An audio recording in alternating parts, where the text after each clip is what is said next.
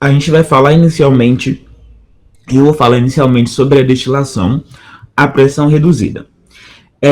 Esse tipo de destilação, ela vai ser justamente uma técnica que é utilizada quando o composto que a gente pretende destilar, ele possui um ponto de ebulição muito alto, um ponto de ebulição acima de 200 graus. Essa destilação ela também pode ser utilizada quando o composto ele se decompõe antes de entrar em ebulição, como também é uma destilação que consegue ser utilizada para a química de produtos naturais. Então, para que a gente consiga remover o solvente sem aquecer muito o sistema. Se a gente fizer isso, causaria uma decomposição de muitos produtos naturais. O princípio dessa destilação ela é muito simples. Como a temperatura de ebulição ela vai ser dependente da pressão externa, a gente utiliza uma bomba de vácuo para que a gente consiga reduzir a pressão. Então, quando conseguimos igualar a pressão externa à pressão do vapor do líquido, ele vai entrar em ebulição. Então, quanto mais baixa a pressão, menor vai ser a temperatura de ebulição desse líquido. A correlação para que a gente saiba entre a pressão e o ponto de ebulição, ela consegue ser obtida através de um nanógrafo ou um nanograma. Como é que funciona isso? Eu peguei um exemplo aqui. Eu peguei um exemplo de um nanográfico. Aqui é a coluna A. Beleza. No ponto A, a gente vai ter... No ponto A, não.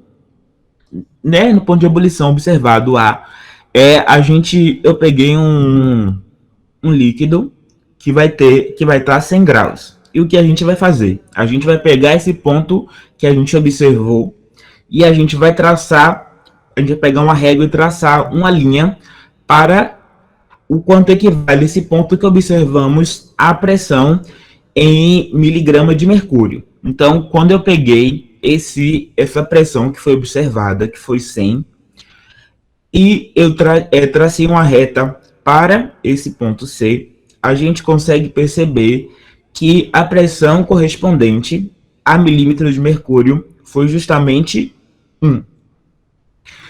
Posteriormente, o que eu fiz? Só deixando claro que a pressão de ebulição que foi corrigida, ela teria que estar mais ou menos em 280 nesse ponto B. Mas como vocês podem perceber, ele está muito mais próximo do 300. Mas é porque provavelmente é um pouco difícil de fazer no computador isso. Mas no papel é mais fácil de controlar. Então, quando eu peguei esse ponto A, liguei a esse ponto C, que deu a 1, a pressão corrigida para essa pressão foi justamente 280. Mas como eu falei para vocês, ele está um pouquinho mais acima porque é um pouco difícil de fazer no computador. Posteriormente, peguei esse 280 que foi observado e eu tracei outra linha.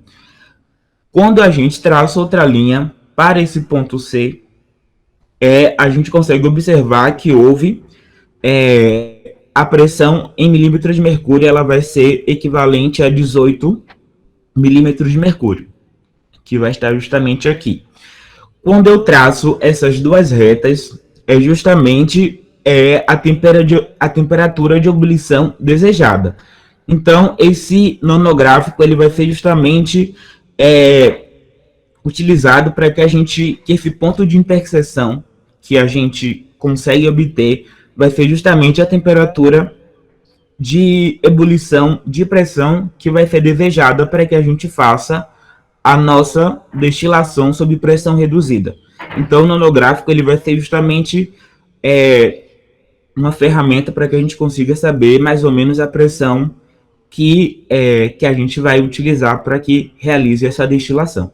Repetindo mais uma vez, eu vejo a pressão de ebulição que foi observada, eu vou traçar para esse ponto C aqui e vou ver qual pressão a que ponto ele vai corresponder. Depois eu vou pegar uma outra pressão, um outro ponto de ebulição que foi observado, fazer a mesma coisa, e a interseção desse ponto ele vai ser justamente a pressão de ponto de ebulição que vai ser desejada. Então, inicialmente, com auxílio desse nanográfico, a gente vai justamente estimar o ponto de ebulição da ciclohexanona a pressões diferentes. E em seguida, a gente vai justamente fazer a destilação a pressão reduzida, utilizando a ciclohexanona e justamente empregando uma trompa de água para que a gente consiga reduzir a pressão desse sistema. O que eu entendi desse exemplo é que a gente vai, nesse ponto, a gente vai ter 3 colunas, beleza? Três retas, digamos assim. Coluna A, coluna B e coluna C. A gente vai justamente pegar uma régua e a gente vai traçar a temperatura de ebulição A que vai ser corrigida. Por exemplo, a gente vai ver qual a temperatura de ebulição que a ciclohexanona, que no caso é o líquido que a gente vai estimar esse ponto de ebulição, ele tem, e a gente vai traçar o ponto de ebulição a essa outra reta C. Por exemplo, esse exemplo que eu peguei não é da ciclohexanona, tá? Só para deixar claro. Não, é o ponto de ebulição, pelo que eu entendi. Eu tentei achar em vários lugares para entender melhor sobre esse nanográfico, e pelo que eu entendi, é o ponto de ebulição que a gente observa que é tabelado. Você não parte de uma pressão aleatória e você vai chegar a outra pressão justamente relacionando. Isso aqui é como se fosse uma conversão, velho. Pelo que eu entendi, você vai pegar uma pressão a uma. Como é o nome? A uma unidade.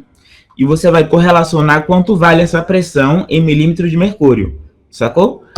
Eu entendi que é uma pressão tabelada, mas eu tentei achar em outros lugares como funcionava esse nanográfico, e o único exemplo que eu achei foi esse. Então, o exemplo que eu peguei, que eles deram, é justamente que você vai pegar uma pressão que já tem tabelada. Pelo que eu entendi, vai ser sobre o líquido que a gente vai, como é o nome? Destilar. Eu sei que primeiro a gente faz a pressão, a outro tipo de destilação, e posteriormente a gente faz essa destilação sob pressão reduzida. Você não pode utilizar esse ponto que foi observado. Você vai pegar esse ponto vai ficar justamente nessa coluna A. Você vai traçar para a pressão em milímetros de mercúrio, e a interseção vai ser justamente essa pressão que vai ser corrigida. É como se fosse uma... Sabe quando a gente passa de tal unidade para tal unidade? Quando a gente faz uma conversão? Então, esse ponto de ebulição corrigido vai ser o ponto de ebulição que o nosso líquido vai ter a temperatura de ebulição que vai ser desejada para que a gente utilize nessa destilação. Mas, de modo geral, eu entendi que esse nanográfico ele vai ser utilizado justamente para que a gente se baseie qual é a pressão que efetivamente esse líquido ele vai entrar em ebulição. Então a pressão desejada para ele foi isso. Ele é um pouco confuso, mas o que o roteiro trabalha é isso, que a gente vai pegar o ponto que vai ser observado, a gente vai traçar para essa pressão em mercúrio, e a interseção dessas retas vai ser justamente a pressão de ebulição desejada. Um líquido ele foi observado, a pressão observada foi 100, aí acabou traçando 1 milímetro de mercúrio, beleza? O outro líquido que acabou traçando, ele acabou batendo em 18 aqui mais ou menos. Então a interseção dessas duas retas vai ser a pressão que vai ser que a gente vai destilar. Eu não falei para vocês que essa destilação ela vai ser utilizada para pontos de ebulição, para líquidos de ponto de ebulição que são mais altos. Então, o exemplo ele trouxe isso. Esse nanográfico ele é um pouco confuso, mas o roteiro ele também não traz muitas informações a mais. As informações a mais que eu consegui foram justamente essa. O outro tipo de destilação é justamente a hidrodestilação. A hidrodestilação ela vai acontecer justamente com dois líquidos que vão ser immiscíveis e um deles vão ser justamente a água. Até então a gente está estudando destilações de misturas homogêneas. Então, os componentes eles vão estar dissolvidos em uma única fase. Esses sistemas, no caso as misturas homogêneas, eles vão estar sujeitos à lei de Raoult. Ou seja, a pressão no vapor total do sistema ele vai depender das pressões de vapor de seus componentes, multiplicado pelas frações molares. Na destilação por arraste, o vapor, na destilação por arraste a vapor, a gente vai ter dois líquidos immiscíveis que vão ser destilados juntos. E nesse caso, a lei de Raoult ele não vai valer, justamente porque um líquido ele não vai se encontrar dissolvido no outro. Só que a lei de Dalton ela continua sendo válida. E o que diz a lei de Dalton? Que a pressão total ela vai ser justamente igual à soma das duas pressões parciais de cada componente. Mas nesse caso, cada líquido ele vai exercer uma pressão igual à pressão de vapor, que é justamente o que a gente vê nessa equação. A temperatura semelhante ao que a gente estava vendo aos azeotropos de mínimo, a temperatura de ebulição ela vai ser inferior ao ponto de ebulição dos dois líquidos separadamente, justamente porque não há interação intermolecular entre esses dois líquidos. Entretanto, como a composição desse vapor ela não vai se alterar durante a destilação, a temperatura ela vai permanecer constante. E a composição desse vapor ele vai ser determinada justamente pelas pressões de vapor dessas duas substâncias que se codestilaram. Então, a destilação por arraste a vapor ela vai ter dois principais usos. O primeiro é justamente que a gente consiga destilar líquidos que sozinhos possuem pontos de ebulição muito elevados e uma temperatura inferior ao ponto de ebulição da água. Por exemplo, se a gente pegar, não é o que a gente vai utilizar no experimento, é só um exemplo para que vocês consigam entender o que eu estou falando. Um octanol ele vai destilar sozinho a 195 graus. Entretanto, quando a gente pega uma mistura heterogênea do 1-hectanol e a água, essa mistura ela vai se destilar a 99,4.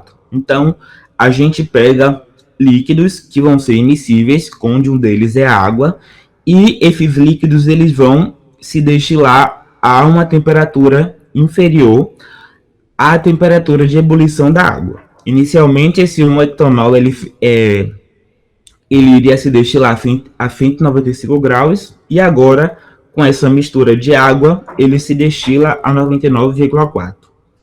O outro uso para a hidrodestilação é justamente na obtenção de óleos essenciais. Por exemplo, quando a gente pega água destilada com uns pedaços de canela em pó, o óleo essencial da canela, que vai ser o cinalmeído, ele vai destilar juntamente com a água, em uma temperatura inferior a 100 graus também. Então, esse procedimento ele vai ser denominado por extração de arraste a vapor, e ela é uma das técnicas mais utilizadas, mais antigas, para que a gente consiga obter alguns óleos essenciais. Então, a gente tem como princípio, a partir desse experimento, justamente estudar o princípio básico das técnicas de hidrodestilação e destilação sob pressão reduzida, como também conhecer as aparelhagens necessárias para que a gente consiga aplicar essas técnicas e utilizar as técnicas da destilação como método de separação e purificação de compostos orgânicos. Aqui eu trouxe uma tabela com algumas informações sobre os reagentes que a gente vai utilizar. O primeiro experimento é justamente a extração de eugenol e acetato de eugenol. A gente vai fazer 3 experimentos e o primeiro é esse. Como é que ele vai se basear? A gente vai colocar 30 gramas de cravo triturado em um balão de destilação de 500 ml, contendo contendo 100 ml de água.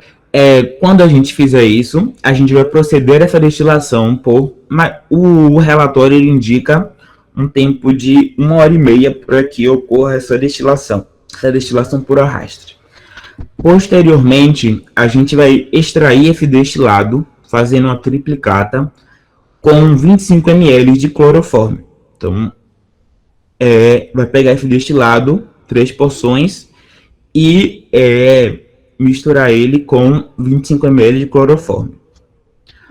Após a gente fazer isso, a gente vai analisar esse extrato de clorofórmio em uma cromatografia de camada delgada, utilizando justamente a silicon gel como adsorvente e uma mistura de clorofórmio e hexano na proporção de 3:4 como eluente.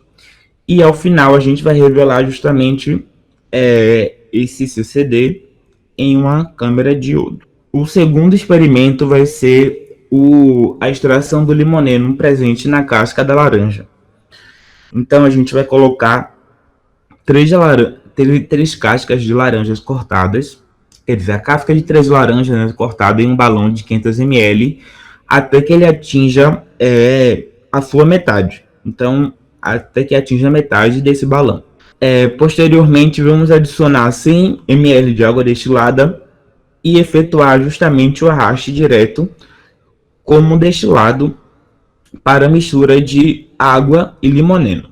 Após a gente fazer isso, a gente vai fazer justamente o teste de Bayer, que vai ser colocar um pequeno volume do destilado em 2 tubos de ensaio. E o que compõe esse teste de Bayer? A gente sabe que o grupo funcional ele vai desempenhar um papel muito importante para que a gente consiga determinar a natureza de compostos orgânicos. Então, para que a gente consiga identificar os grupos funcionais, é uma parte muito importante no nosso processo de análise, na nossa análise qualitativa. Então, o teste de Bayer ele vai ser justamente um teste de insaturação, que ele é utilizado justamente para que a gente consiga identificar as ligações duplas ou triplas que estão presentes nesses compostos. Então, eu falei para vocês que ele vai ser um teste qualitativo, justamente para que a gente consiga determinar a presença de alceno. E como é que a gente faz isso? A gente vai pegar, como eu falei para vocês, a gente vai pegar um pouco desse destilado e vamos dividir ele em dois tubos. Então, os alcenos, em geral, eles têm como propriedade reagir com a solução desse permanganato de potássio em meio básico. Então, quando ocorre essa reação, a gente tem uma oxidação do alceno formando um dial. Então, a solução, naturalmente não, mas quando há essa reação, a solução ela fica violeta.